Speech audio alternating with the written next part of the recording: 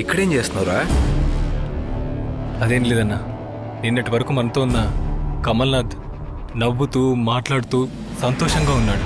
కానీ ఈరోజు వాడు మనతో లేడు. వాడు కుటుంబం మొత్తం ఇప్పుడు బాధలో ఉందన్నా. నాకేం చేయాలో అర్థం కావట్లేదు. రేయ్, ఏం చేయాలి అని ఆలోచించే బదులు ఇకపై ఆలోచించు ఏం చేయాలో. ఏం చేయాలన్నా? ఏదో ఒకటి చేయాలరా. మన ఫ్రెండ్ కమల్నాథం ప్రాణ వదిలినట్టు ఇంకో కాల్ టాక్సీ డ్రైవర్ చావకూడదు, చావనివ్వకూడదు. మనం సామాన్య కాల్ టాక్సీ డ్రైవర్లు, మనమేం చేయగలం? రేయ్, ఈ రోజు కమల్నాథం, రేపు నువ్వు, ఎల్లుండి నేను, తర్వాత వీడు, ఇలా అందరూ చస్తూనే ఉండాలా? దీనికో అంతం ఉండాలరా. సరే అన్న, అక్యూజ్ని పట్టుకోవడానికి పోలీసులు ఉన్నారు, అదంతా వాళ్ళు చూసుకుంటారు. ఎవరు? పోలీసులా? బాబు, నేను 2 టౌన్ పీసీ కుమార్ రాజా మాట్లాడుతున్నా. చెప్పండి సార్. ఏం లేదు, మీతో ఒక ముఖ్యమైన విషయం మాట్లాడాలి. కలవచ్చా? ఎక్కడ కలుగుతాను సార్? ఈరోజు సాయంత్రం ఎక్కడంటే గాంధీనగర్ నగరి వీధికి వచ్చే బాబు. సరే సార్, ఖచ్చితంగా వస్తాను. మర్చిపోకుండా రా బాబు, నీకోసం వెయిట్ చేస్తూ ఉంటా. చెప్పండి సార్, ఏంటి విషయం? బాబు, మీరు ఆ రోజు కార్ మెకానిక్ షెడ్కి వచ్చి ఇన్స్పెక్టర్ని కలిసి వెళ్ళారు కదా, అసలు ఆ తర్వాత ఏం జరిగిందో మీకు తెలుసా? ఏదో పట్టుకో.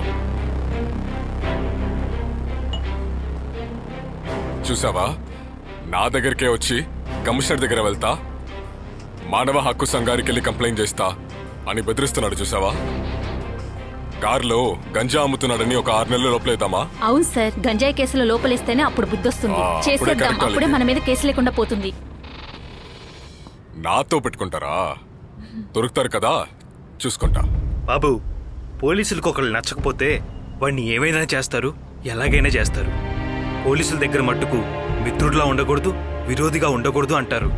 వాళ్ళు విరోధి అని ఎవరినైతే అనుకున్నారో వాళ్ళని అంతం చేయటానికి ఏదో ఒక సందర్భం దొరకదా అని ఆలోచిస్తూ ఎదురు చూస్తూ ఉంటారు.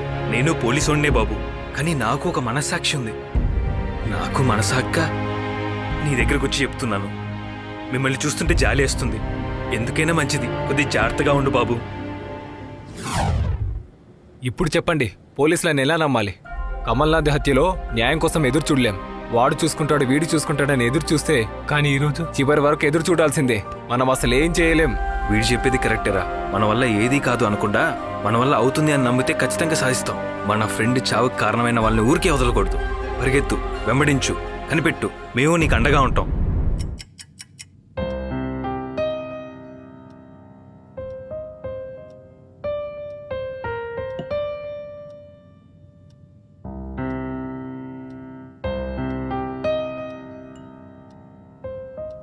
ఏమా అదోలా ఉన్నావు?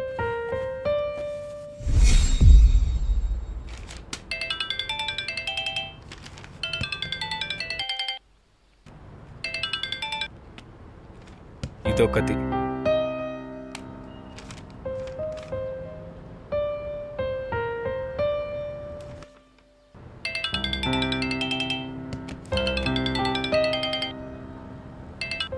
చా,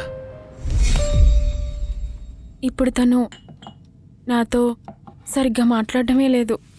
ఫోన్ చేస్తే కట్ చేస్తున్నాడు. బాధగా ఉంది నాన్న. నాకు బాగా తెలుసమ్మా, కాల్ టాక్సీ డ్రైవర్లకి ఒకేలాంటి మనస్తత్వం ఉండదు, పర్మనెంట్ ఇన్కమ్ కూడా ఉండదు. నీకు ఇష్టమైతే చెప్పు, మన బంధువులోనే ఎవరైనా అబ్బాయిని చూస్తాను. మంచి జీతం, ఫ్లాట్స్, కారు, సేవింగ్స్ అంటూ చాలా సంతోషంగా గడపచ్చు. తను సొంతంగా కారు కొంటాను అన్నాడు. కొంటాడో లేదో కూడా తెలీదు. అతను పెళ్లి చేసుకుని నువ్వు సంతోషంగా ఉంటావో లేదో తెలీదు. అందుకే నేను అప్పుడే చెప్పాను, ఇది లవ్ చేస్తుందని చెప్పిన వెంటనే ఆ అబ్బాయిని పిలిపించి మరి మాట్లాడారు.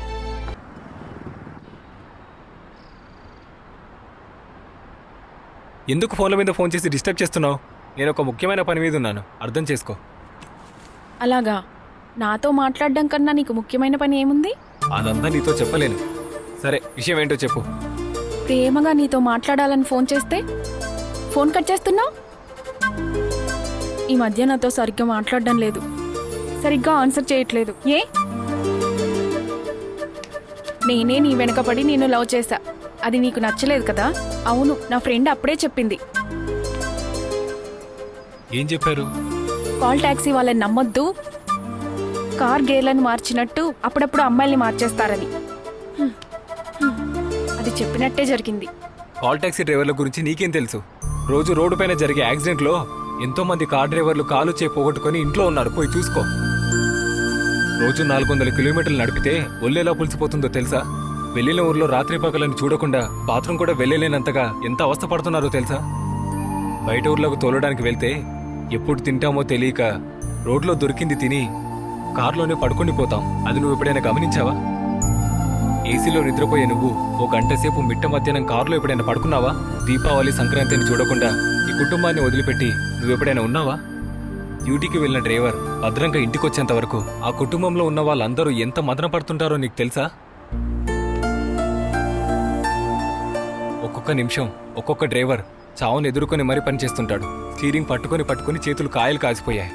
తక్కువ జీతం, మర్యాద దొరకదు, సంతోషాన్ని వదిలి వేదనలో బతకడం, ఇలా డ్రైవర్ల జీవితం సాగుతుంది. అర్థమవుతుందా? I'm so sorry Saravana. నిన్ను తప్పుగా అర్థం చేసుకున్నాను. ఇక మీదట డ్రైవర్ల గురించి తప్పుగా మాట్లాడను. నిన్ను తప్పుగా అర్థం చేసుకోను, సరేనా? Sorry, please. బాయ్.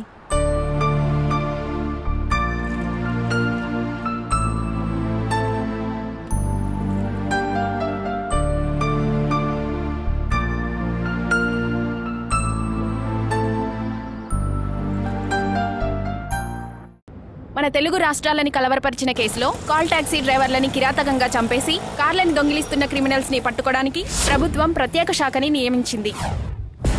నమస్తే సార్. నమస్తే. నమస్కారం సార్. నమస్కారం. ఏంటి కుమార్ రాజా, బాగున్నావా? బాగున్నాను సార్. అవును, ఇన్స్పెక్టర్ ఎక్కడ? సార్, ఆయన మెడికల్ లీవ్లో ఉన్నారు సార్. అలాగా? అవును sir. Okay. Call taxi drivers murders కేసుని నేనే డీల్ చేస్తున్నాను కుమార్ రాజా. మీరంతా నాతో ఉండి కోఆపరేట్ చేయండి, ఓకేనా? Okay sir. తర్వాత ముఖ్యమైన విషయం ఏంటంటే అన్ని కాల్ టాక్సీ ఆఫీసులకి వెంటనే ఫ్యాక్స్ పంపించండి. పంపిస్తాను సార్. నెంబర్ 1, అనుమానించే విధంగా ఎవరైనా క్యాబ్ బుక్ చేస్తే వెంటనే వాళ్ళు మన కంట్రోల్ రూమ్కి కాంటాక్ట్ చేయాలి. Okay sir. నెంబర్ 2, వాళ్ళు కాంటాక్ట్ చేసే సెల్ నెంబర్, వాళ్ళు ఇచ్చే ఐడి నెంబర్ 2 మ్యాచ్ అవుతున్నాయి లేదో చెక్ చేయమని చెప్పు. సరే సార్. నెంబర్ 3, ఇమ్మీడియట్గా అన్ని కాల్ ట్యాక్సీలకి జీపీఎస్ మిషన్ పెట్టి తీరాలి. Okay sir. రామ్దాస్ సార్. మీరు ఫాలో అవ్వండి. Okay sir. మీరు కూడా. Okay sir.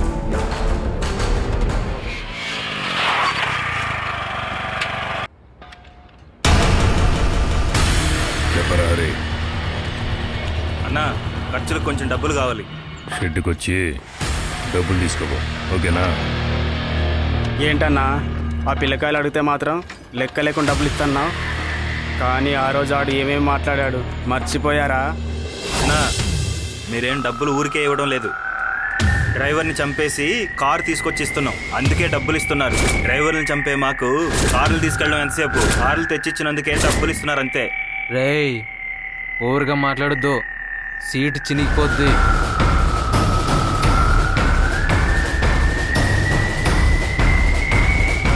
అన్నా, భయమేనా ముఖ్యం? భయం మటుకు లేకపోతే మన స్థానంలో ఆ పిల్లకాయలు ఉంటారు, మనకెదురుగా వ్యాపారం మొదలెడతారన్నా. వాళ్ళు భయంతో ఉంటేనే మంచిది. బాగా ఆలోచించుకో.